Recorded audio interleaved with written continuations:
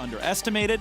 So that one's locked in, makes sense for Reyna. And I'd love to see a mage support here. I know that the Bard gets locked in. Morgana was another option that would be really good. And this is exactly what you want out of your support counter pick.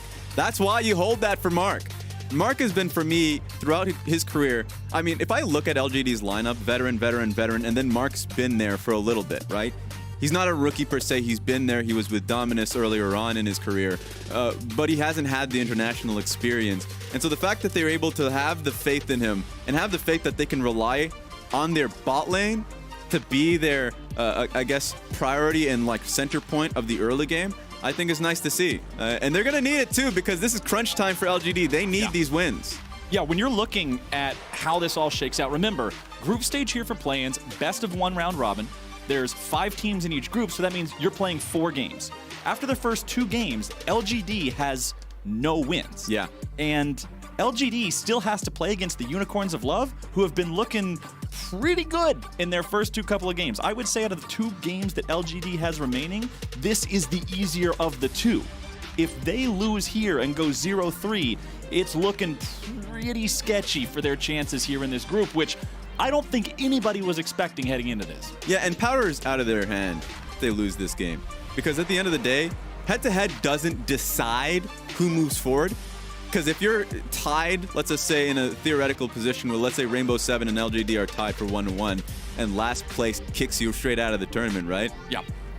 Being tied and head-to-head advantage just means that you get side selection for the tiebreaker. Right. So thank God, like that is, you still have that second chance, right? Yeah. But LGD needs to get things sorted now. They don't want to be put in that position where they have to claw their way back. And V3, they're tasting blood. Oh, yes, sir. V3 have the opportunity here to put LGD on death's door and put themselves in a nice spot at the same time. Remember, this team was able to very handedly take down Rainbow 7. Of course, up against Unicorns of Love. Unicorns were steamrolling them there for a while. It got a little, what's the word, wacky towards the end. But overall, I still think we're kind of trying to gauge the power of V3. But you know that these representatives from the LJL want to do their region proud. I remember previously, the last time that we got to see, one of the most memorable things for me from the play-in stage was when the team, Detonation Focus Me was what it was the last time around. And when they were able to make it to the actual knockout stage of play-ins, when they made it out of the group, the clip of the Japanese casters being so excited that they're literally in tears because their team made it that far. The passion of the Japanese League of Legends community and their fans and just how much they want these teams to succeed, I think it's awesome to see. Yeah, the community is powerful. It really is. And their faith, I don't think, is unfounded because individually these players are exceptional. I love watching Ace, Archer play the game. They're actually fairly high up in the Super Server as well. Grandmasters, I think, both of them. Ooh. And Archer, watching how he plays that out, I mean, his Ashe is phenomenal. And I think what we just need is stronger team play, stronger focus on how to play around these objectives. They've been growing throughout the tournament, and adding that one name to their win column would be really nice to see. Oh, it would be heavenly. But we are on to the Rift right now. You can see everybody just taking their positions at level 1. Keystones on your screen. Nothing's too extreme here. Phase Rush on the Syndra as opposed to a damage-based keystone that you do sometimes see. So going for a more utility-style option there when you're up against a lot of slows on the enemy team, having that extra utility can go a long way. Yeah, and even, you know, looking across the pond in the sense that Ace on the Zoe going towards Spellbook, I'm always appreciative because there's a lot of utility on the side of, or like CC elements on the side of LGD.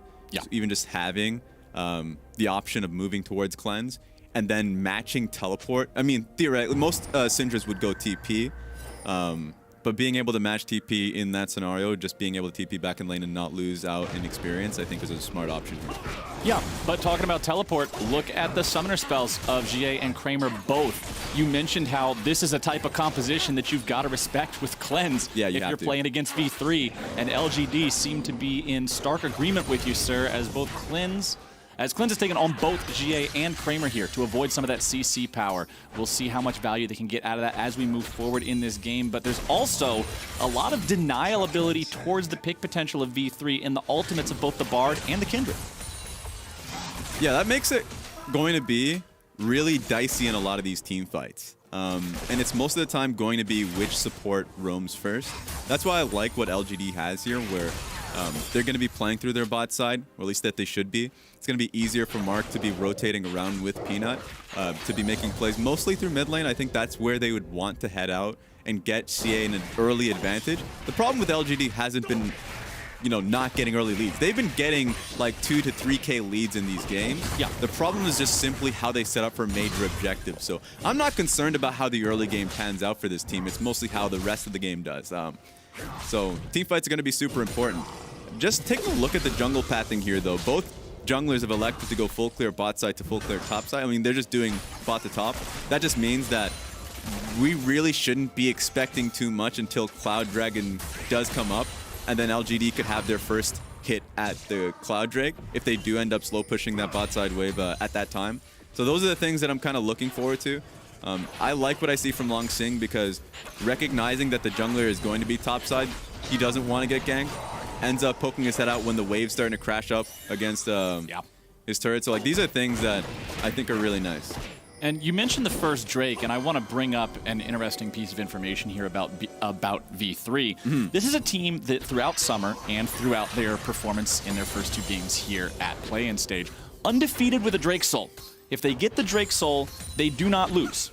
And because this team is able to prioritize those Drakes and win when they properly do so, that's what I found so interesting about LGD's losses when watching the VODs back and seeing how the loss condition or the point of the game getting away from them was at those Drake fights both times.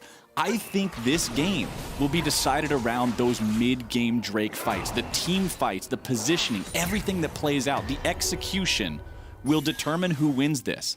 Because LGD loves to fight around those, and V3 wants Drake to just be what's iconic for them is top side. Longshink's forced to flash away. Good gank coming out of Boogie. All right, but that does give an opportunity for LGD to set up for the bot side of the map. So like that's the hit that they can go for, as knowing that Boogie is up in top side. But also, I'm okay. Actually, I like the idea. If V3 does want to trade topside for Cloud Dragon, I think that's really good for them. Getting Paz ahead early on is going to benefit them. It makes it so, like, as the game goes on, the Renekton is going to just continuously punish the Ornn matchup, force him to be behind in experience and minions. In fact, it's already pretty bad as it is. That's a nice win condition that V3 can have. Yeah, if that Renekton gets big and scary in a team fight, yeah, you got to deal with an Ornn here in the side lane. He's going to get tanky. We know what happens once he gets the upgraded Sunfire cape. It's just like trying to beat the snot out of a punching bag over and over again. No real damage. But look at the rest of this team. Raz, a Kindred, a Syndra, a Jhin, a Bard. If that Renekton is fed, nobody can go anywhere near him without being at risk of just being instantly deleted. Now, Mark's clearing out some vision here in the bottom side river. You'll see him be able to pop that ward, grab himself a level. Mark on the bar. This is one of those champions that you really look at players to get a lot of roaming done. Get out there and affect the map. Also having Kramer on the Jhin who can farm up pretty effectively there with the grenades. So yeah, we'll see how well we track Mark and how much he gets himself all over the rift here as things are proceeding forward. Wants to drop down a little vision in the enemy jungle just to make sure that if Boogie pays a visit down to bottom lane, they're going to know plenty ahead of time. So what I like about the setup that LGD has towards this bot side of the map is that early base that came through from Kramer worked out well for him. Got an item advantage. At some point, Archer, with no mana, does have to go back to base. And the full control that LGD have towards the bot side means that when they do get an idea of Archer and Rhina basing, that they can go for the early dragon and just start looking for dragon stacking. I think that's a good idea for the team. Peanut does elect to go topside though, so let's see if that's worthwhile, because I think this is a really good window to be on Dragon.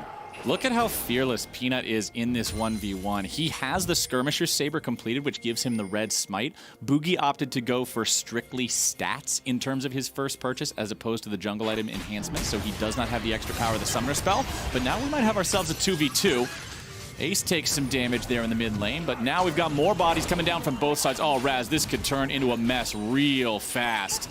Mark has shown up. It looks like it's control over the topside river here for LGD. V3 decides they want nothing to do with it. Yeah, game of chicken. In fact, LGD even put Kramer towards the top side of the map to secure it. That's the fun thing about LGD, or at least LPL teams in comparison to the rest of the world, is that like the smaller objectives that you feel like are completely, you could dismiss them, you can give them away. That's just a crab. Don't worry about it. They all in. Nope. That's a crab, and we ain't giving it up. Yeah, That's they want Peanut to have that advantage early. He's had both Scuttle Crabs now, and so, you know, an early Dragon that I thought that LGD have done a great job to secure, to set up, they decided to give it away so Peanut could have the early advantage and experience. So I'm not personally a fan of it. No, I don't. It can go a long way if, you know, if Peanut does elect to kind of time like Raptor camps and all that and try and punish Boogie a little more. You see, Raz, as a jungler, I'm a connoisseur of Scuttle Crabs. I very much enjoy getting as many of them as I am possibly capable of. But trading them away for a Drake, not generally one of the things that I'm subscribing to.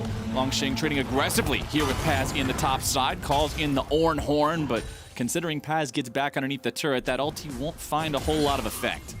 Yeah, and they have no idea where Peanut is as well, so you kind of have to be concerned if Orn is just heavily trading on you.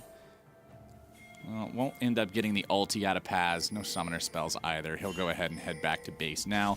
Vamp Scepter already in his inventory.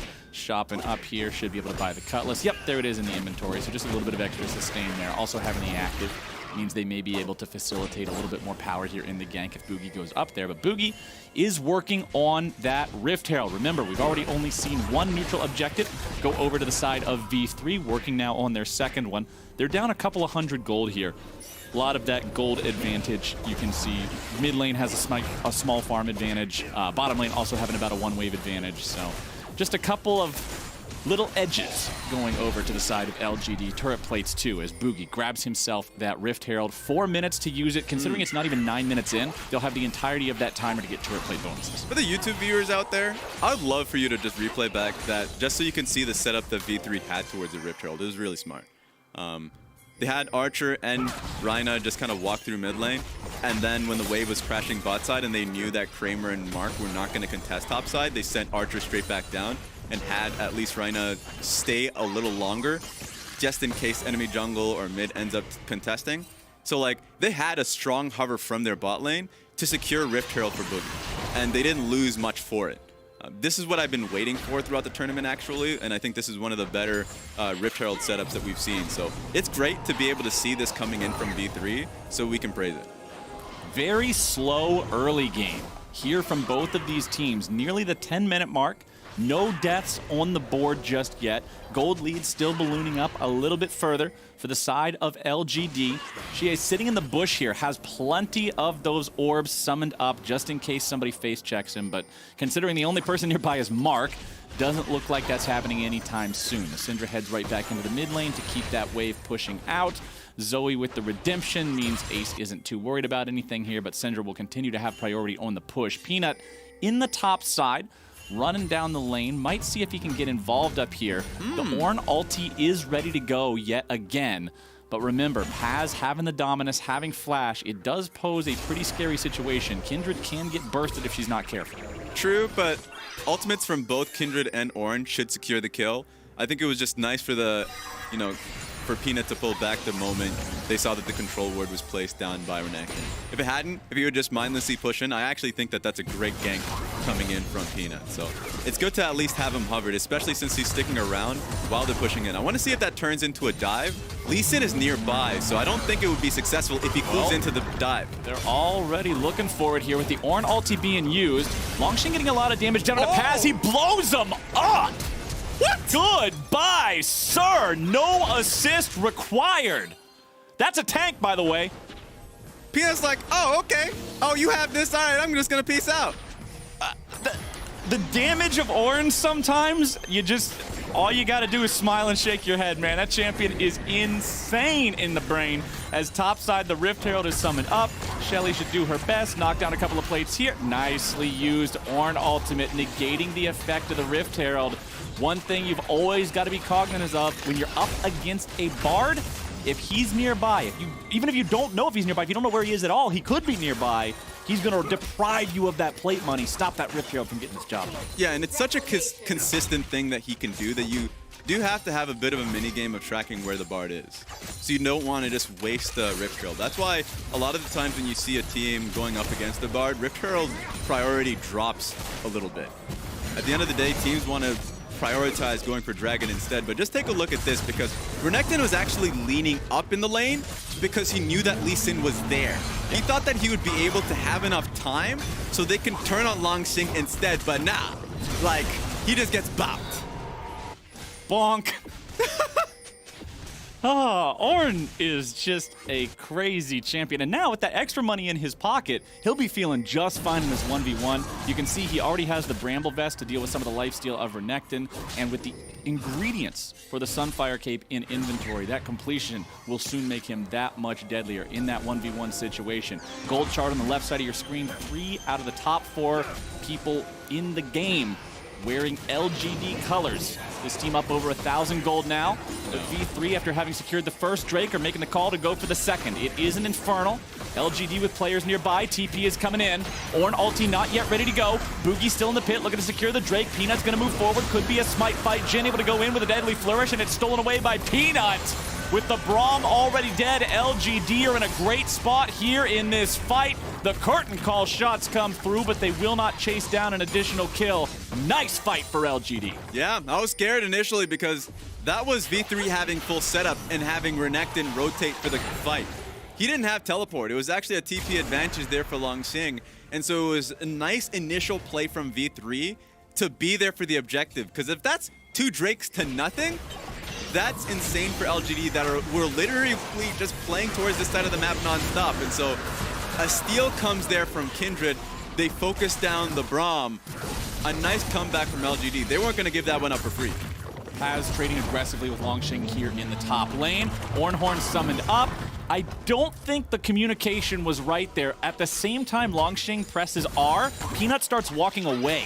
Yeah. So Peanut thought the play was over, Long Xing thought it wasn't, and it ends up being a wasted ulti coming out from the Ornn. Zoe finds sleep onto the Syndra, but with Mark nearby, Ace will not get any follow-up, so not really that big of a deal. Also heals coming in from the Bard med pack there, but yeah, Peanut with the clutch smite steal. Remember yesterday when this team lost against Rainbow 7, Jose Dioto was dead. He had there was no smite, there was no jungle. And Peanut was not dead. So you do have a smite, you do have a jungle. And then Peanut loses the smite fight for the Ocean Soul against an Ezreal auto attack. Yeah. So I needed to see the Peanut redemption story here today, and securing that Drake and putting them in a good spot here in the midpoint of this game that's going to be so critical. That's a good start to that story. It is. I think so too. And it also comes down to the other Elder Dragon fight that was also pretty butchered when the jungler was dead as well. So they've had a few of those situations that are so basic. That being said, a great setup here from V3 to, like, at least they're trying to push LGD off this turret. But Kindred's just hovering for them. So the idea was sound, recognized that it wasn't possible, and backed away. I think just watching the tournament so far, V3 are a very conservative team. When they see a play that doesn't seem like it's worthwhile, I remember the Elise Renekton game that they had. They didn't want to necessarily go for a top lane dive when it didn't seem like it was like a guaranteed kill. They backed away from it. They had full faith that they would have the team fights later on. They didn't want to butcher a simple play in a best of one environment. That's what I've recognized. So this is another example of that from V3. Well, LGD are deciding to force down the mid lane tier 1 turret here. That will be the turret picked up for them. First turret of the game, building the lead up to almost 4,000 gold at 15 minutes, Raz. Boogie picking up the blue buff, but now he's going to pay for it with his life. The damage comes through. See ya later. GA picks up the 3rd kill of the game for LGD. Maybe sticking the Bard ultimate at that point. I don't know. That's a deadly one. And I love the fact that all of this is happening post 14 minutes, because even though Ashe is electing to stay bot side so they can take the turret, great. Obviously, you're not going to be able to get turret plates for that. I think LGD gets a huge benefit of not only being able to take mid lane turret, which is great for being able to take both sides of the map, by the way. Yeah. And then being able to take Rift Herald. LGD, man, great early advantage here for this team. I didn't get to comment on it earlier when it flashed on the screen, but turret plate comparison when it came up. 2 plates taken by V3, 6 from LGD. So getting a couple more kills worth of gold value just out of their plate presence. Let's take another look at how much damage this Syndra did. Bonk. Oh, you hate to see it, man. He thought he was going to get... I think the last orb was hidden in the trees. It just came spinning at him out of left field, and he didn't know that that other one was still on the way. Oh, it's a feels bad, man. Yeah, it's tragic. Especially since they had no idea that Lee Sin was going to be there. He was hunting for a blue buff. He was the bonus. They came for the blue buff. That was the pinata. Lee Sin was a candy inside, and they just ended up getting the whole kit and caboodle, man. That was just not good stuff for V3. Unfortunate. Next Drake is spawning in under 45 seconds now. We're at 1-1 in the Drake count between the teams. Take a look at this. Oh, boy. This is V3 taking another full setup on the Dragon, by the way. Last time, LGD stole it. They weren't having the initial control. CA has to go cross-map from top lane. They have to fight for control. This is a good position from V3. Bard ulti came through. Flash is going to stop that from doing its job. Curtain call opens up. Reyna going to eat the first shot. Second one dodge. Third one hits. Fourth one miss. Now LGD is continuing to press forward. They've got their Ornn ulti ready to go. Kindred also having the ulti. Bottom lane has used theirs. Rift Herald's going to be summoned up back in the jungle just sort of as a distraction, marching over towards the mid lane tier 2, given something else to think about. Ornn gets hit by the Sleepy Trouble bubble, immediately woken up there. However, oh no, it wasn't even woken up. He buffered it with the W. Very nicely done, but now the Drake is going to be started off by V3. And that's looking. This team does not want to surrender this objective. There's a ward on it. Peanuts over the wall, looking to come in and steal once again. Nice Braum block on the Ornn Horn. Lamb's Respite comes down, back over the wall. Nice kick onto Peanut. He's going to be forced out of the pit, but now the Drake is slain by Archer as they're looking to go even further. Mark falls. It is a 1+ Drake for nothing, and V3 plays the fight wonderfully. They get rid of Peanut, they kick him out of the pit, and then they take the fight to LGD. V3 is looking like the smarter team of the two. And they have CA in no man's land. Just take him down. Oh, Reyna goes forward. He tries to get a little bit of a slowdown to set up the play onto Xie, but the rest of the team is not where they need to be in time. Ace gets the Sleepy Trouble bubble. See ya later. Archer lives up to his name and puts an arrow through their heart. 3 games in a row, and expectations must be changed of LGD. V3 is taking it to them. It may seem close, and it is, but this is 2 Drakes in a row where it's V3 that gets the setup advantage, and this time they're not going to allow Peanut to just walk into the pit and smite away the dragon. Yep. Well done there by them, taking advantage of the fact that, yeah, Kindred places the ulti, and then the ulti's not moving. But Lee Sin can look at Kindred and say, yeah, but you are moving. And then as soon as Kindred is yeeted out of the dragon pit, all of a sudden life becomes very easy, my friend. It was Archer who was able to secure the Drake. It was Archer who managed to get both kills in the fight. And Archer is this rookie player who there's so much pressure on him to perform in these situations. When you've got a composition where you're putting him on this champion that's been so popular in the meta and it's able to do so much and it's a strong laner, you'll want to see him pop off. And hey, 2 free kills in his pocket, fuel for the fire. Yeah, even in their loss versus Unicorns of Love, Archer for me was a standout in that game. I think Archer has showed the world so far in this tournament that he is an insane AD carry. And if you put resources into that man, he will fly. So V3 should have a lot of confidence. As long as they are together as a team and you know, consistently play the way they have been playing around these Drake fights, that's an Ocean Soul, by the way. Once again, LGD will be put down by the same Drake Soul that a lot of players just say it's a GG sign. It's so difficult to deal with that when it comes online. But yeah, the individual performances of the players on V3 in that last fight, doing what they needed to do at critical moments. The Lee Sin kick on Kindred to knock her out of her own ulti, the Braum shield to block the Ornn ult from initiating a proper fight for LGD. We mentioned how Braum is picked against Ornn for this very exact reason. If nothing, you might not have any other reason to pick Braum, but if they pick Ornn, it can be justifiable just to stop them from getting that teamfight mechanism if it shuts down what their comp does. Now, Longsheng does have a 2-level advantage over the Renekton, trying to get himself away now. He does manage to grab the blue buff, and although V3 was bringing in backup, that Ornn is just too damn scary, man. He's level 14. He's got the duo of Ornn items, the cornucopia, if you will, of power that this champion just gets for free. Anyone who's not looked up the numbers before, upgrading Sunfire Cape and Abyssal Mask to their Ornn versions gives him over 3,000 gold worth of free stats. He is monstrous right now in this game. It's insane. And if nothing else, it'll just buy time for the rest of the team. And I think that's what V3 was really concerned about.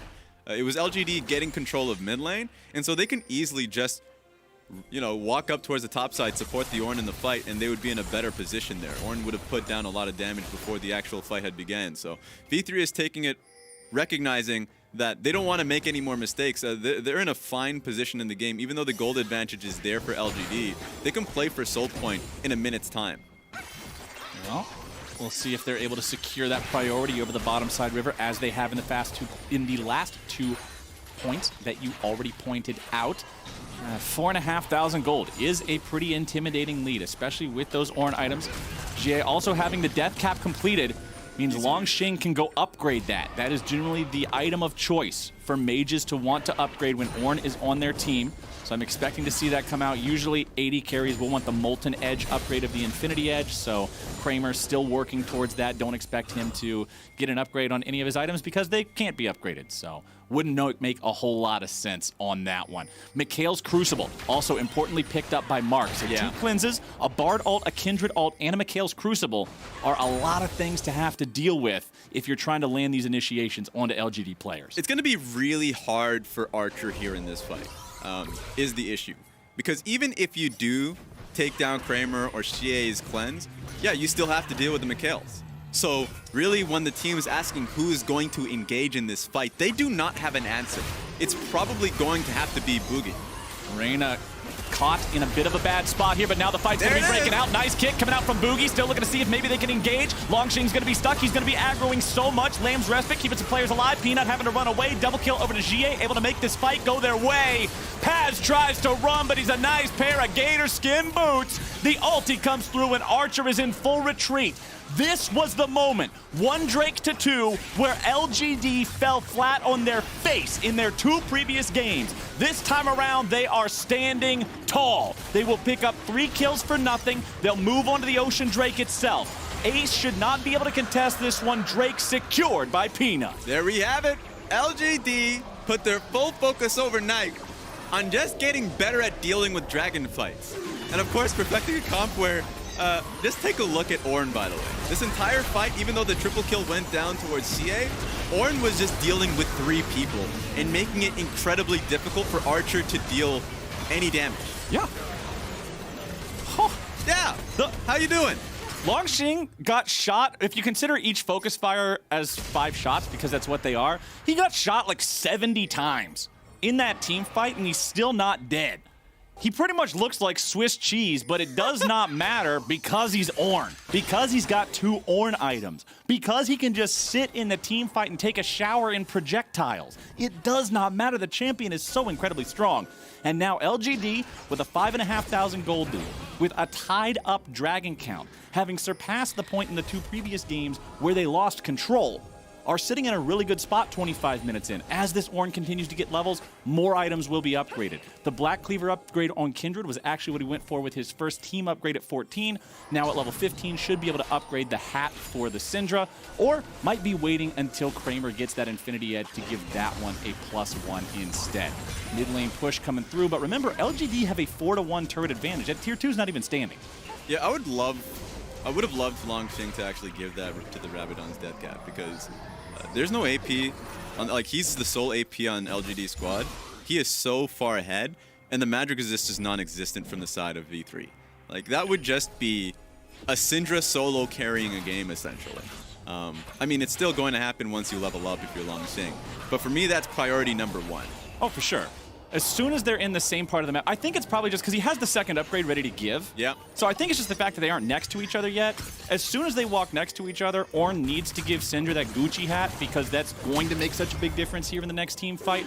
As Paz finds himself in a bad spot. Nice Bard ulti onto 2. Mark looking to set it up. There's your binding spike starting off. Paz on the front lines, but is he tanky? I don't think so. Kramer puts a bullet in his back, and now they're going to keep on chasing. LGD seeing if there's more to acquire here, but they don't even need it. They already killed the enemy top laner. They killed the guy who would be diving in as the front line, and with that threat taken care of, they can do whatever they damn well please, heading over to the Baron pit. Yeah, that's what they please, and that's what they want. Baron buff. V3 have lost their identity this game.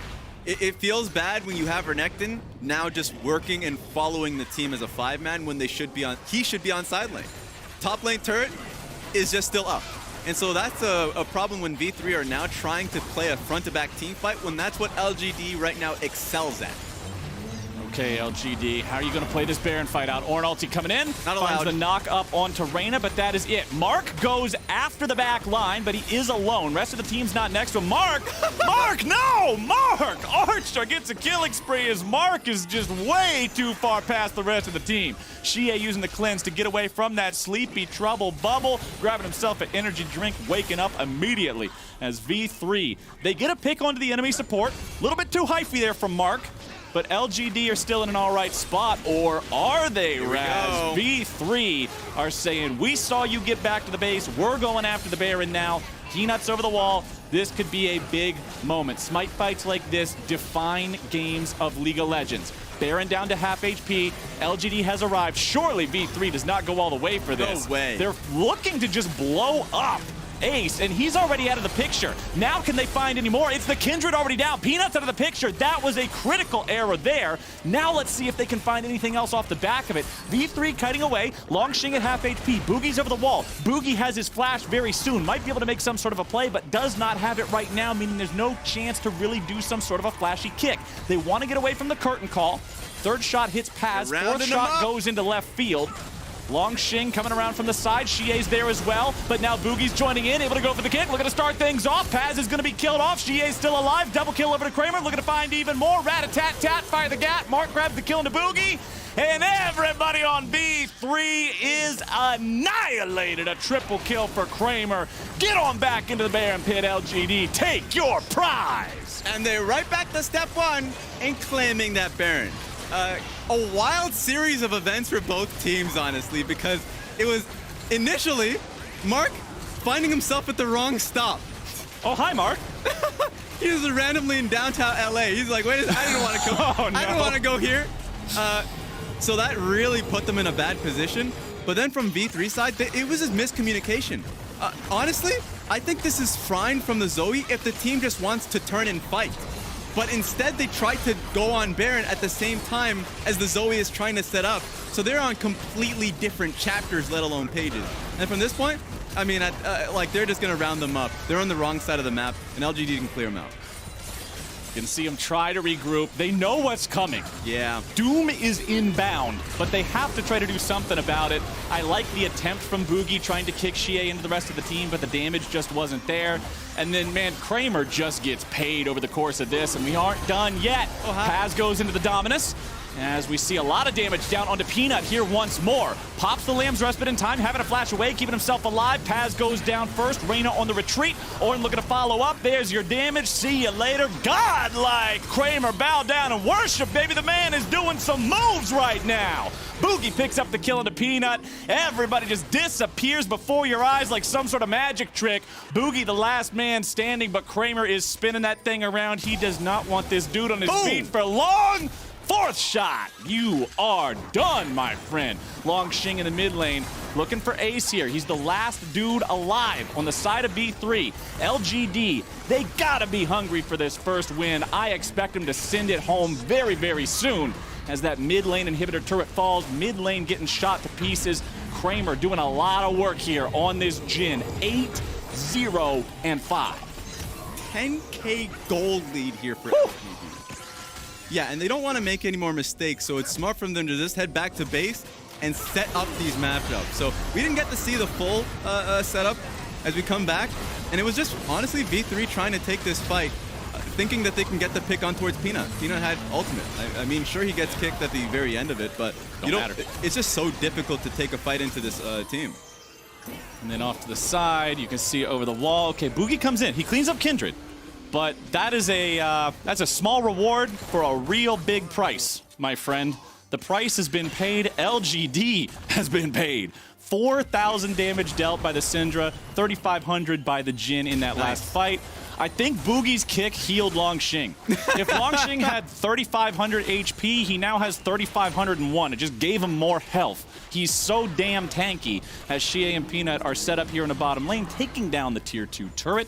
16-6 your kill score in this game, as now they're marching down, trying to open up their second lane of super minions.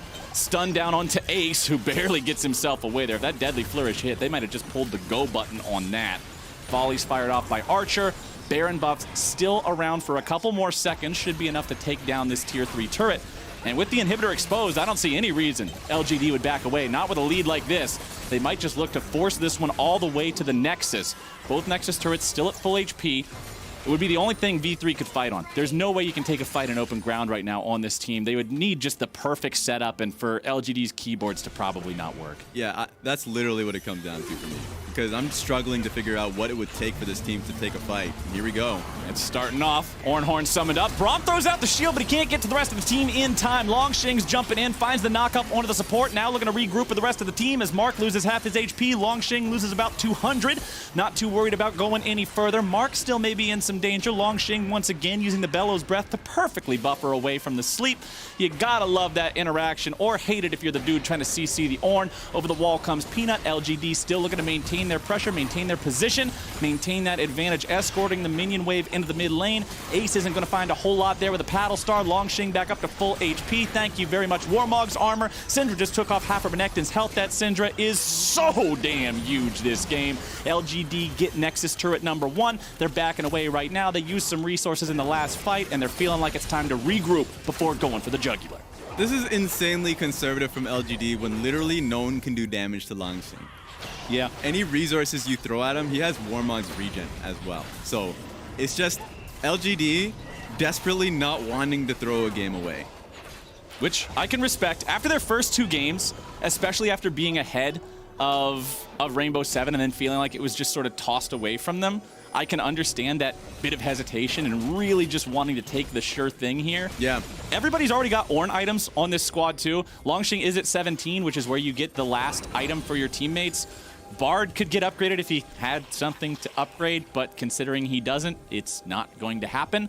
LGD are just fine without Bard having an Ornn item because they've still got themselves an 11,000 gold lead. All they have to do is bring these super minions to the Nexus turrets, take that last one down. You can see Kramer has 5 out of 6 items complete, and the 6th item slot does have a stopwatch in it, so plenty of outplay potential there. V3 needs a miracle at this point in time. Longshing looking to chase down Reyna here, but won't find that volcanic eruption to manage to secure any sort of a slow. Drowsy, Bellows Breath. We've seen it happen 3 or 4 times already. Longshing knows the play, man. All right, I guess we're just going for Soul. Let's do it. V3 right now just needs... Okay, well... Boogie, I don't think this is where you need to be, my friend. Ace tries to get away from Kramer, who's in hot pursuit. Meanwhile, it's going to be a 4v4 back in the mid lane instead. Cameron, go back to the left, please. I got to see the rest of the fight as Bard's looking to find some CC down into Boogie, looking to get himself away. Dragon secured over by Peanut instead. Paz trying to find some damage down into GA as Longshing's going to be stuck in the middle of 3. They finally kill the unkillable. It can be done. Miracles are performed as GA kites away, trying to find a little bit of damage. Boogie grabbing himself a double kill onto the support and top lane of the enemy team. V3 take a win here, but now what can they get? There's got to be some sort of a reward. You can't just trade the soul for nothing like that. Just for 2 kills, it will not work. Kramer and Peanut, double marksman squad, going after the base now. There are still 4 players left alive on the side of V3. It was a 1 for 2 overall. Ocean Soul also now on the side of LGD. V3, yeah, for the first time in a long time, they got an advantageous kill trade, but at what cost? LGD pushing down the tier 2 turret there in the top lane. Arrow makes a beautiful field goal, but unfortunately those aren't worth any points in League of Legends. Paz coming around from behind, running like a bat out of hell. The Gator got his Nikes on as Peanut tries to kite away now, and Paz just bites off more than he can chew. That is a nearly full build Jhin, and you are not in the kind of spot to be able to contest that one. One single shot, 50% of Boogie's health bar, and Ornn has returned. Kill him once, and now he's just the same thing, but he's mad. Peanut shows up, grabs the kill onto Paz, and with the enemy top laner down, we'll see what else LGD is able to find here. Ace loses half his HP. Peanut still burning away here a little bit, could be in danger. Boogie with the sonic wave over the wall, won't find the mark. He wanted to just try to assassinate him there at the very end, as the inhibitor falls again in mid lane. That one had just respawned. Nexus turret under pressure. Lots of damage down there. The Braum will try to block some of it, but it won't matter, man. Reyna's gone. Redemption called down there. Lamb's Respite also used just to make sure there's no mistakes coming in now. And the Nexus drops for the first time. LGD takes